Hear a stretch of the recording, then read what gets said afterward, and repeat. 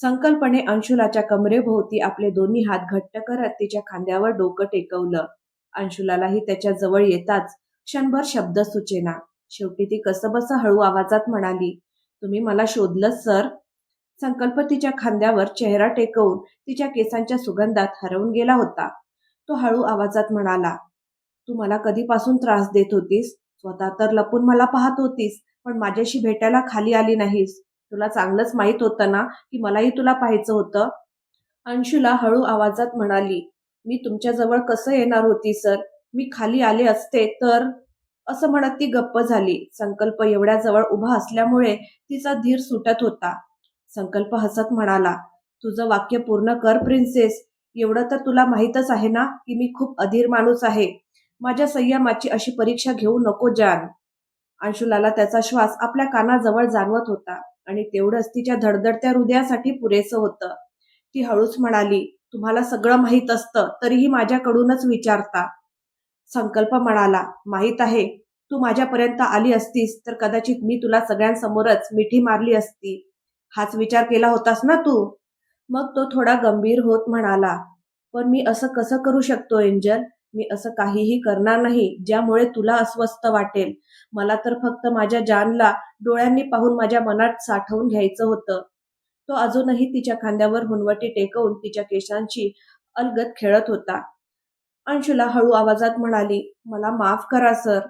संकल्पने तिचे खांदे पकडून अलगद तिला आपल्या दिशेने वळवलं आणि प्रेमाने तिच्याकडे पाहिलं. अंशुलाने लगेच आपला हात त्याच्या डोळ्यांवर ठेवला आणि म्हणाली, मी तुम्हाला किती वेळा सांगितलंय, असं माझ्याकडे पाहू नका. मला खूप विचित्र वाटतं. संकल्प हसत तिचा हात अलगद खाली करत म्हणाला, यात माझी काहीच चूक नाही. यावेळी सुद्धा तुझीच चूक आहे प्रिन्सेस. तो तिच्याकडे पाहत पुढे म्हणाला, तू तुझ्या या निरागस चेहऱ्याने आणि त्या खोल डोळ्यांनी माझ्याकडे पाहिलं की माझं मन माझं ऐकणंच बंद करतं. मी काय करू? अंशुला त्याच्या या बोलण्याने आणखीनच गोंधळली. संकल्प तिच्या चेहऱ्याकडे पाहत काही क्षण शांत राहिला. अंशुलाने नजर खाली झुकवली. शेवटी संकल्पने तिच्या कपाळावर हळूच प्रेमाने किस केलं. आतापर्यंत अंशुला स्वतःला सावरून उभी होती, पण आता ती संकोचून त्याच्यापासून थोडी दूर झाली आणि हळू आवाजात म्हणाली, सर, मला तुमच्यासोबत कुठेतरी दूर घेऊन चला. तुमच्याशिवाय आणि तुमच्या प्रेमाशिवाय आता एक क्षणही राहणं मला कठीण वाटतं. संकल्प तिचं बोलणं ऐकून काही क्षण शांत झाला. मग तो म्हणाला, मलाही तुझ्याशिवाय एक क्षण चैन कुठे आहे जान. पण मी तुला माझ्यासोबत घेऊन जाऊ असं म्हणताना तुझ्या डोळ्यात एवढी उदासी का होती? अंशुलाने नजर चुकवत उत्तर दिलं, मी इतके दिवस तुमच्यापासून दूर होते ना. रिअली? संकल्पने तिच्याकडे पाहत विचारलं. मग थोडा गंभीर होत म्हणाला, आणि तुला खरंच वाटतं की तुझं हे स्टुपिड कारण मी इतक्या सहजपणे खरं मानून घेईन? अंशुला आश्चर्यचकित झाली. नेहमीप्रमाणे संकल्पने तिच्या ओठांवरच्या हलक्या हसूमागे लपलेली उदासी पुन्हा ओळखली होती. अंशुला हळू आवाजात म्हणाली, तुम्हाला माझ्या गोष्टी नेहमी मूर्खपणाच्या का वाटतात?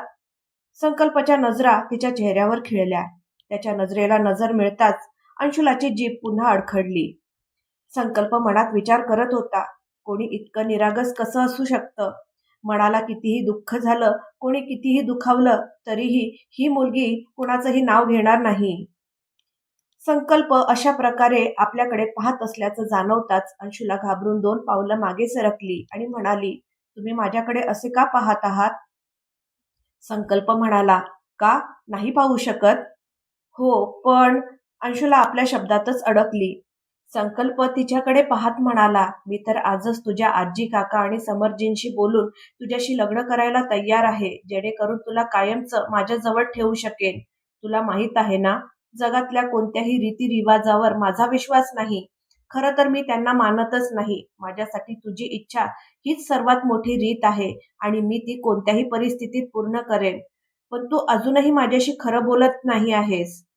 अंशुलाने त्याचा चेहरा आपल्या तळहातात अलगद धरला आणि त्याच्या डोळ्यात पाहत म्हणाली, माझ्या डोळ्यात पाहून तुम्ही माझ्या मनातलं ओळखून घेता सर, मग मला वेगळं सांगायची गरजच कुठे आहे? संकल्पने आपल्या मनातली कळ दाबून तिला जवळ घेत हळू आवाजात म्हटलं, आता काही बोलू नकोस जान. फक्त माझ्याजवळ माझ्यासोबत अशीच राहा. माझ्यासाठी तुझ्या आनंदापेक्षा मोठं काहीच नाही, स्वतः मी सुद्धा नाही. अंशुला संकल्पाच्या मिठीत शिरली आणि क्षणभर आपलं सगळं दुःख, सगळ्या वेदना विसरून गेली. थोड्या वेळाने दिशा संकल्पला घेऊन तिथून निघून गेली. रिद्धिमा आणि आयरा त्यांच्या रूममध्ये परत आल्या होत्या, पण त्यांनी अंशुलाला पकडून तिच्याच रूममध्ये थांबवून घेतलं होतं.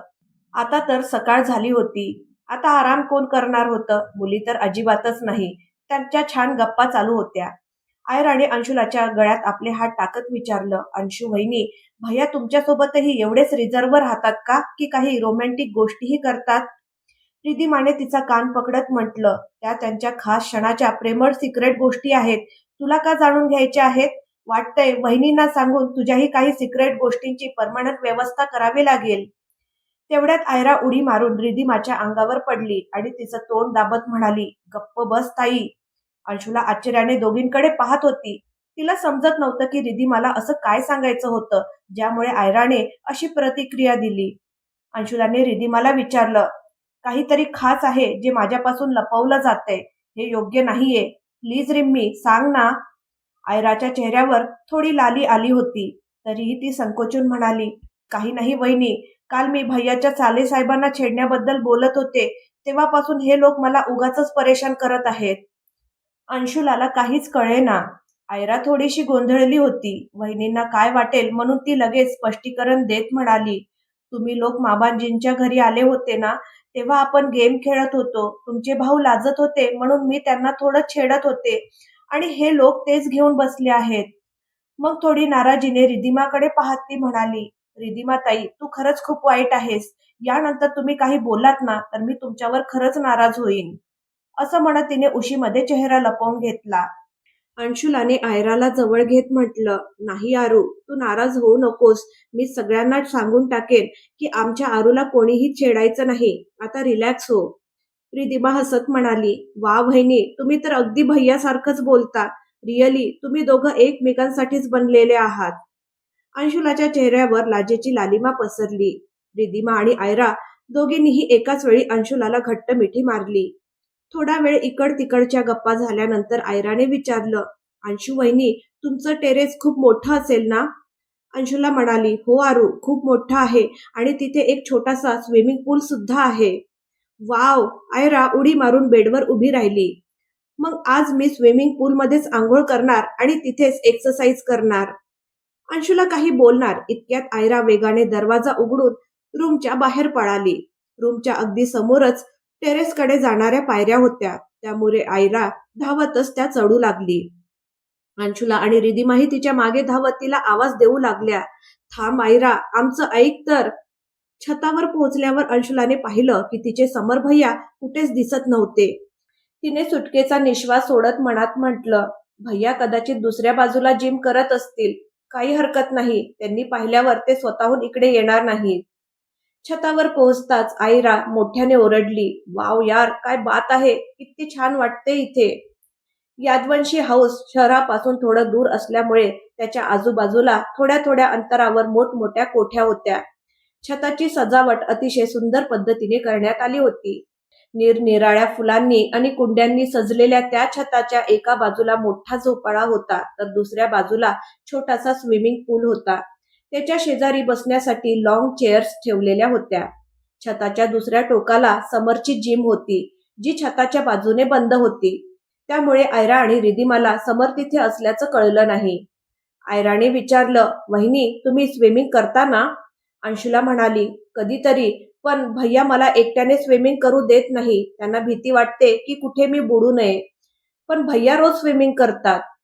तिचं बोलणं ऐकून रिधिमा हसत म्हणाली, भाऊ असतातच असे. आपल्या बहिणींबद्दल खूप पॉझिटिव्ह असतात.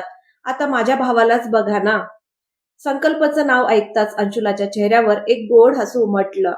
आयराने अंशुलाचा गाल पकडत म्हटलं, आता भैयाच्या नावावर ब्लश करणं बंद करा आणि चला, मलाही स्विमिंग शिकवा. रिधिमा हसत म्हणाली, तू तर समर भैयाकडूनच स्विमिंग शिकून घे. तुमची जोडी छान जमेल. ते तुला स्विमिंग शिकवतील आणि तू त्यांना तुझ्यासारखं नॉन स्टॉप बोलायला शिकव. आयराने रागाने रिधिमाकडे पाहिलं. रिधिमा संपूर्ण छतावर हसत पळत होती आणि आयरा तिच्या मागे धावत होती. अंशुलाने दुसऱ्या बाजूने त्यांचा रस्ता अडवत म्हटलं, थांबा तुम्ही दोघी, मलाही कुणीतरी सांगा ना, नेमकं काय चाललंय? आयरा ओरडली, रिम्मी, तू एकदा माझ्या हातात सापडू दे, मग तुला सांगते. रिधिमा हसत म्हणाली, विसरू नकोस आरू, मी तुझी ताई आहे. आयराने तोंड वाकडं करत म्हटलं, आता मी तुला ताई म्हणणारच नाही. माझ्यापेक्षा फक्त 1 महिन्याने मोठी आहेस आणि माझ्यावर मोठं असल्याचा रुबाब दाखवतेस. तिघी मुली हसत खिदळत संपूर्ण छतावर पकडापकडीचा खेळ करू लागल्या. त्यांचा चिवचिवाट ऐकून समर छताच्या दुसऱ्या बाजूला शांतपणे निघून गेला. तोपर्यंत आयरा धावत स्विमिंग पूलच्या कठड्यावर चढली आणि त्याच्या कडेने धावू लागली. अंशुला मागून आवाज देत म्हणत होती, आरू, तिथून खाली उतर. पूलमध्ये पाणी भरलेलं आहे, पडशील. आयरा धावत म्हणाली, मी पडणार नाही वहिनी, तुम्ही काळजी करू नका आणि तुम्ही आहात ना मला वाचवायला. तिचं लक्ष विचलित झालं आणि अचानक तिचा पाय घसरला. ती पुलाच्या खोल भागात छपाक्कन जाऊन पडली. अंशुलाने क्षणाचाही विलंब न करता तिच्या मागे पूलमध्ये उडी घेतली, पण आयरा घाबरून स्वतःला वाचवण्यासाठी हात पाय हलवत होती. त्यामुळे अंशुलाला तिला सांभाळणं कठीण जात होतं. रिद्धिमा मोठमोठ्याने ओरडू लागली, हेल्प, कुणी आहे का? वाचवा प्लीज. छताच्या दुसऱ्या बाजूला गेलेला समर आवाज ऐकून धावत तिथे आला. समोरचं दृश्य पाहून त्याची घाबरगुंडी उडाली. एक क्षणही वाया न घालवता तो सुद्धा पूलमध्ये उतरला आणि अंशुलाला सुरक्षितपणे पाण्याच्या वर आणलं. अंशुला घाबरून ओरडली, भैया, आयराला वाचवा. समरने लगेच आयराला पकडलं आणि तिला सुरक्षितपणे पोहत काठावर आणलं. त्यानंतर तिला काठावर झोपवून तो पाहू लागला की तिने पाणी गिळलं आहे का. आयरा शुद्धीत होती, पण घाबरल्यामुळे तिने डोळे घट्ट मिटून घेतले होते आणि ती काहीच बोलत नव्हती. अंशुलाने आयराचा चेहरा आपल्या हातात धरला आणि रडत म्हणाली, आरू, प्लीज डोळे उघड. तू ठीक आहेस ना? आयराने हळूच डोळे उघडले. तिच्या पोटात पाणी गेलं नव्हतं, त्यामुळे ती ठीक होती. अंशुला म्हणाली, भैया, हिला चेअरवर घेऊन जाऊया. समरने तिला उचलून लॉंग चेअरवर झोपवलं. आयराने घाबरून त्याची टी शर्ट आपल्या मुठीत घट्ट पकडली होती. समर तिच्या हातातून स्वतःची टी शर्ट सोडवू लागला. तेव्हा आयराने हळूच डोळे उघडले. समरचा चेहरा अगदी तिच्या समोर होता. क्षणभर दोघांची नजरानजर झाली.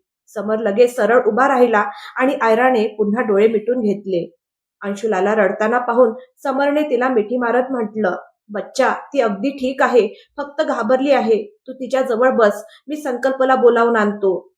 संकल्पचं नाव ऐकताच आयरा पटकन उठून बसली आणि म्हणाली, नाही समरजी, भैयाला बोलावण्याची काही गरज नाही, मी अगदी ठीक आहे. मग अंशुलाला म्हणाली, वहिनी, आता आपण खाली जाऊया.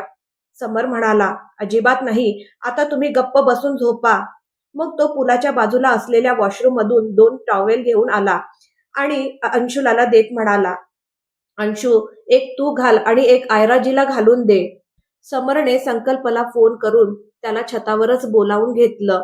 छताच्या पायऱ्या समोरच असल्यामुळे संकल्प आणि अग्रिम काही सेकंदातच छतावर पोहोचले. आयराला पूर्णपणे भिजलेल्या अवस्थेत लॉंग चेअरवर पडलेला पाहून संकल्प घाबरला. तो तिच्या जवळ बसला आणि तिच्या डोक्यावरून हात फिरवत म्हणाला, काय झालं आयराला? ही अशी का पडली आहे? त्याने तिला उठवून आपल्या छातीशी धरलं. मग त्याची नजर अंशुलाकडे गेली. ती स्वतःही पूर्णपणे भिजली होती आणि घाबरल्यामुळे आपल्या अश्रूंवर नियंत्रण ठेवू शकत नव्हती. संकल्प एका झटक्यात उभा राहिला आणि अंशुलाकडे रागाने पाहत म्हणाला, हे लोक पूलपर्यंत कसे पोहोचले? अंशुला संकल्पच्या रागाशी चांगलीच परिचित होती. तिला माहित होतं की आज समर आणि अग्रिम समोरच तिची चांगलीच खरडपट्टी निघणार आहे. ती घाबरत म्हणाली, आम्ही आम्ही ते छतावर. पुढचे शब्द तिच्या तोंडातच अडकले. संकल्पने रागाने विचारलं, आरूला स्विमिंग येत नाही, तरीही तिला घेऊन तू स्विमिंग पूलमध्ये का गेलीस? अंशुला शांतपणे समरची बाजू पकडून उभी होती. संकल्प मोठ्याने म्हणाला, tell me Anshula, I am waiting. आयरा लगेच उठून उभी राहिली आणि संकल्पचा हात पकडत म्हणाली, यात वहिनीची काहीच चूक नाही. रिद्धिमा, जी आतापर्यंत अग्रिमच्या मागे लपून उभी राहून अश्रू ढाळत होती, पुढे येत म्हणाली, हो भैया, वहिनीची काहीच चूक नाही. आयरा स्वतःच धावत छतावर आली होती. वहिनी तर तिच्या मागे मागे तिला आवाज देत आल्या होत्या. आयराने खाली मान घालत म्हटलं, आणि वहिनी तर मला पूलवर चढायलाही मनाई करत होत्या, पण मी रिद्धिमाला पकडण्यासाठी पूलच्या कडेला चढले आणि पळता पळता पाय घसरून पडले. संकल्पने रागाने विचारलं, पण तुम्ही सगळ्या धावत का होतात स्टुपिड? संकल्पाचा राग अजून थोडा वाढला होता.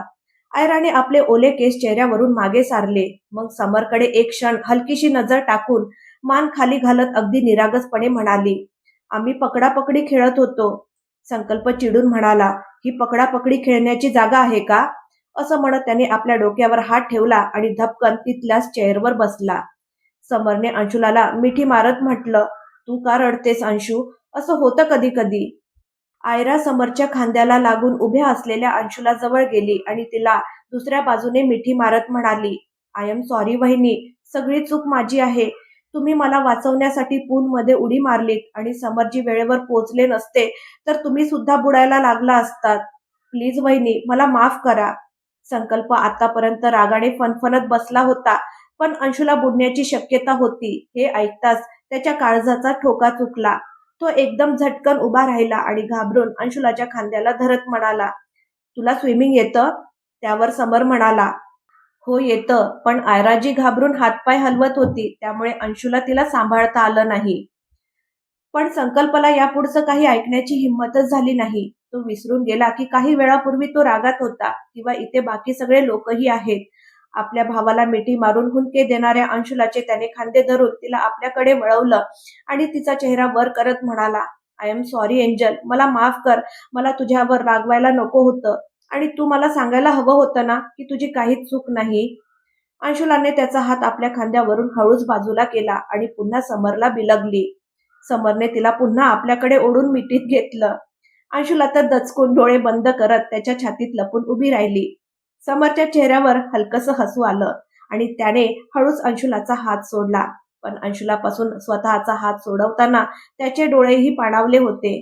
स्वतःच्या मनाला समजावत तो मनात म्हणाला, संकल्पला अंशूचा हात आमच्यापासून सोडवण्याचा पूर्ण अधिकार आहे.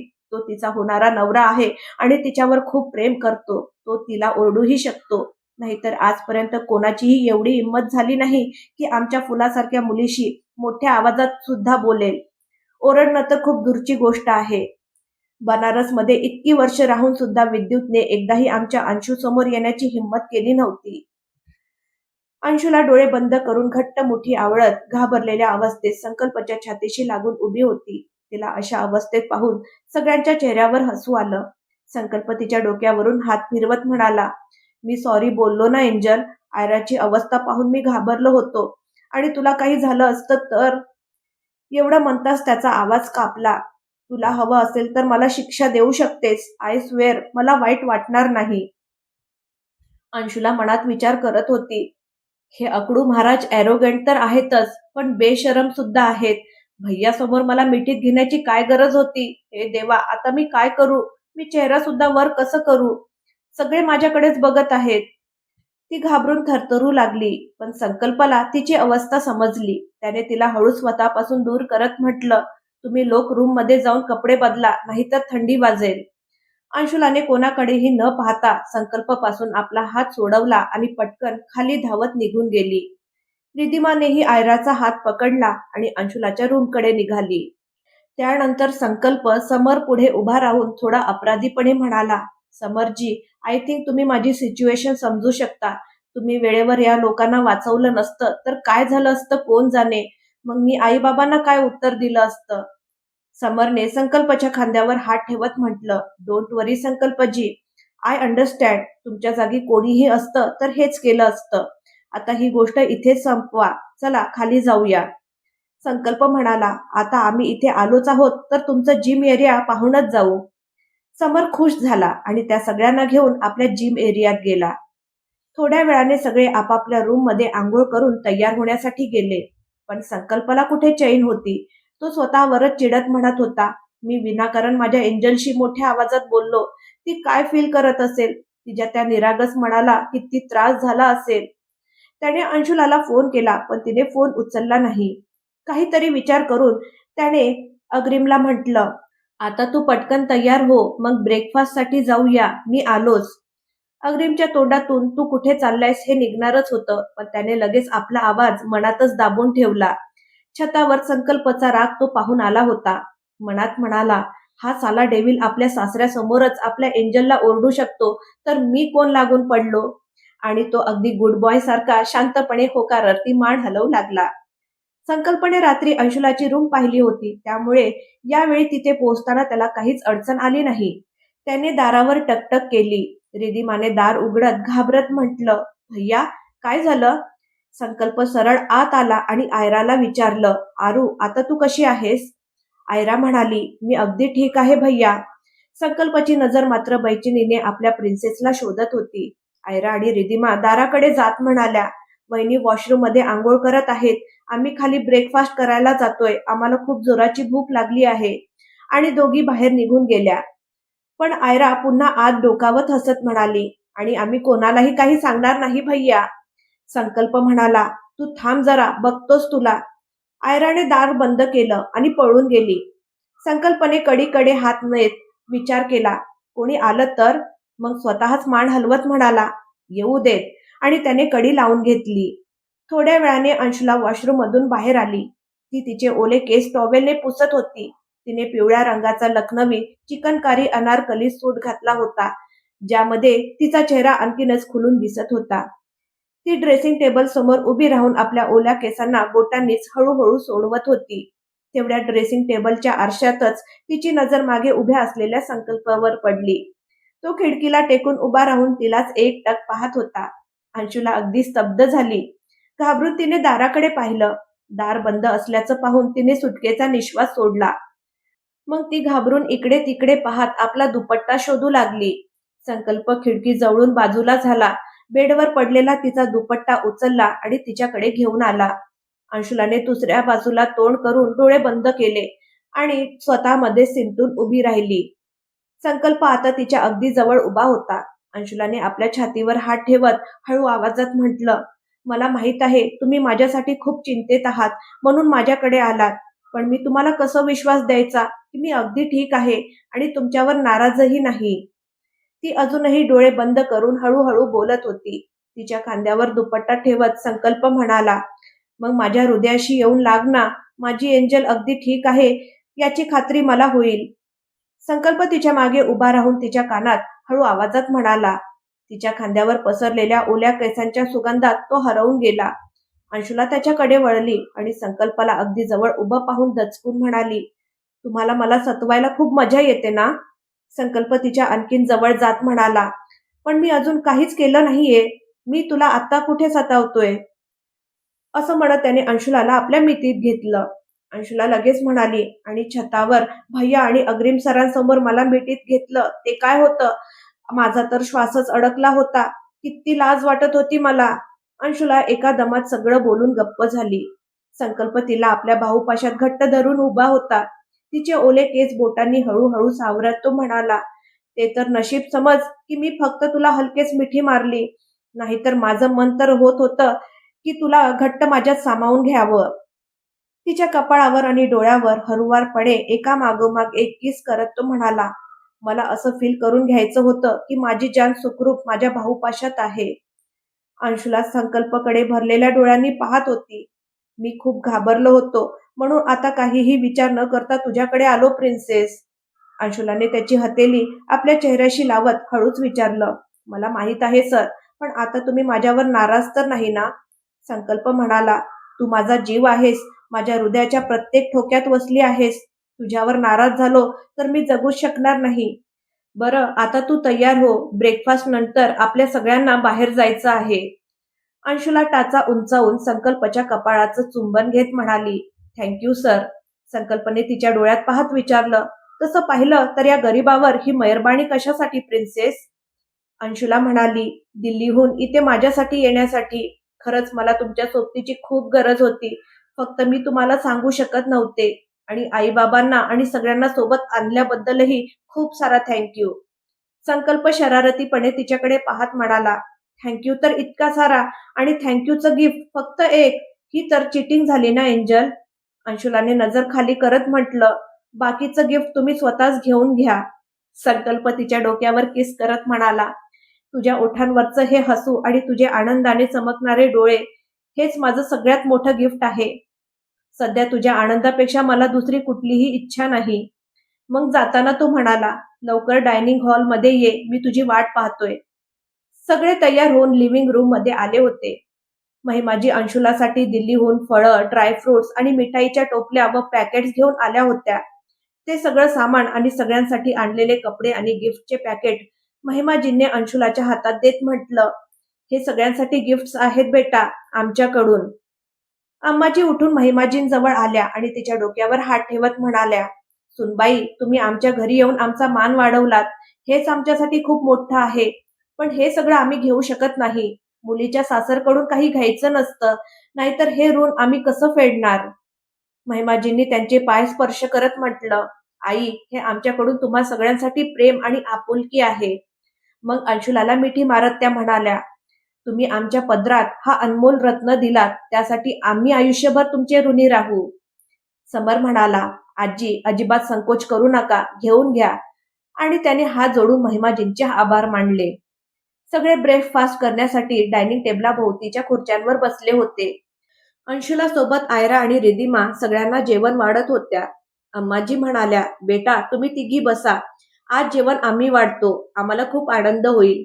आयराने अम्माजीला पुन्हा बसवत म्हटलं, नाही आजी, मी असताना तुम्ही का वाढणार? तुम्ही काळजी करू नका, नंतर आम्ही तिघी मिळून छान जेवू. तिच्या बोलण्यावर सगळे हसू लागले. आयरा आश्चर्याने सगळ्यांकडे पाहू लागली की सगळे हसत का आहेत.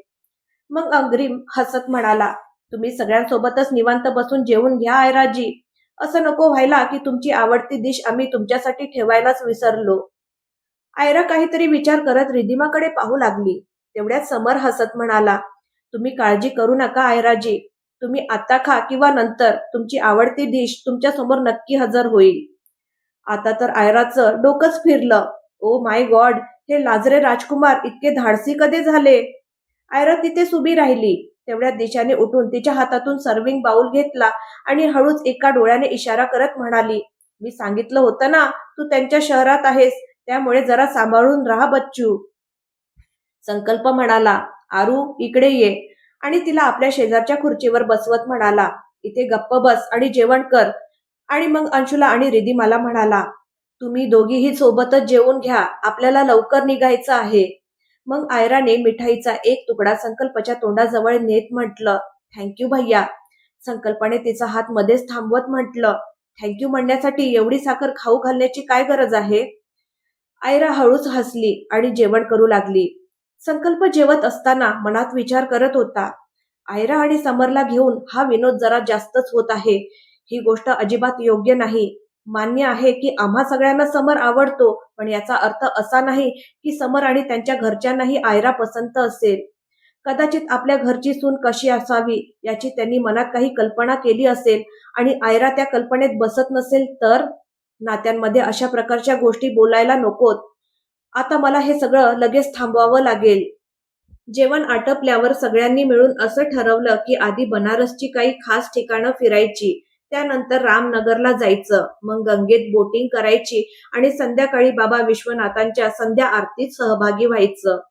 समरने मंदिराच्या पंडितजींशी बोलून संध्याकाळच्या आरतीच्या वेळी अंशुला आणि संकल्पसाठी विशेष पूजा देखील ठेवून घेतली होती.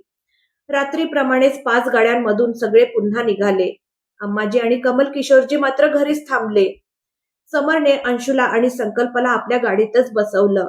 आज संकल्पची प्रिन्सेस कारच्या मागच्या सीटवर त्याच्यासोबत बसली होती आणि अगदी निवांतपणे प्रेमाने त्याच्याकडेच पाहत होती.